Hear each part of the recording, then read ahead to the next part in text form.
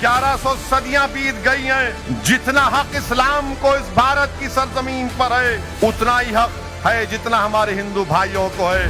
मोहन भागवत और आरएसएस वालों, तुम मौलाना आजाद से बड़े नहीं हो। देश की मोहब्बत में तुम मौलाना आजाद से बड़े नहीं हो। तुमने इस देश की आजादी की लड़ाई में कुछ भी नहीं किया।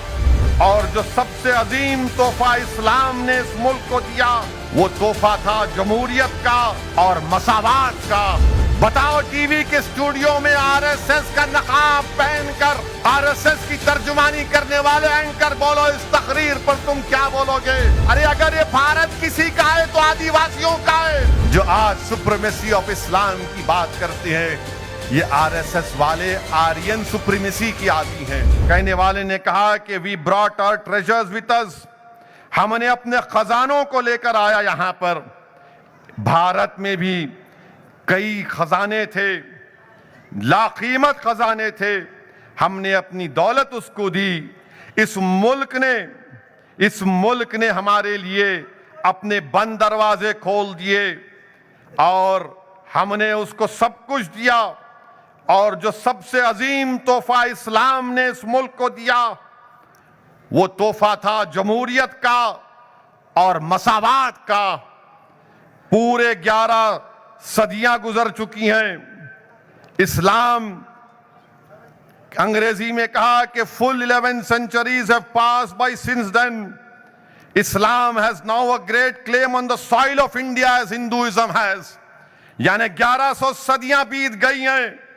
जितना हक इस्लाम को इस भारत की सरजमीन पर है, उतना ही हक है जितना हमारे हिंदू भाइयों को है। मोहन भागवत, ये किसने कहा था? क्या इस्लाम की बालादस्ती का दर्ज था जो कह रहा था कि 1100 साल से हमारे कारवान यहां पर आए, हमने अपने खजाने भारत को दिए। भारत में भी खजाने थे। जिस तरह गंगा और यमुना निकलकर संगम बनता है, किसने कहा ये बातें? मोहन भागवत। ये बातें तकरीर थी मौलाना अबुल कलाम आजाद की। मौलाना अबुल कलाम आजाद रामगढ़ में तकरीर दिए थे। बताओ आरएसएस वालों, तुम इस तकरीर पर क्या बोलोगे? ये वो मौलाना अबुल कलाम आजाद है जिसने इस मुल्क के लिए 100 मरतबा जेल को गए, मसाइब और मुश्किलात को उठाया, उनकी दौलत को छीन लिया गया।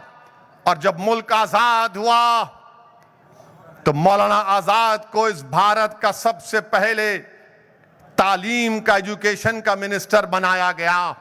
मोहन भागवत और आरएसएस वालों, तुम मौलाना आजाद से बड़े नहीं हो। देश की मोहब्बत में तुम मौलाना आजाद से बड़े नहीं हो। तुमने इस देश की आजादी की लड़ाई में कुछ भी नहीं किया। इस देश की आजादी में जो काम मौलाना आजाद ने किया, अब बताओ इस तकरीर पर क्या बोलेगे आरएसएस वालों?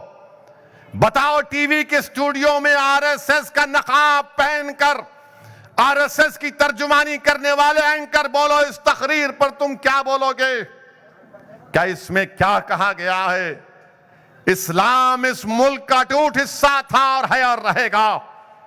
जिस तरह हिंदू भाइयों को इस मुल्क पर हक हासिल है, उसी तरह मुसलमानों को भी इस मुल्क पर हक हासिल है। जिस तरह दलितों को इस मुल्क पर हक हासिल है, जिस तरह से हमारे आदिवासियों को, अरे अगर ये भारत किसी का है तो आदिवासियों का है। कौन आए थे यहां पर?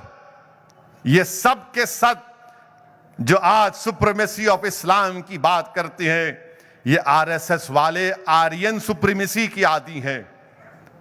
ये मुल्क तो आदिवासियों का है, मगर नहीं, इल्जाम मुसलमानों पर लगाएंगे।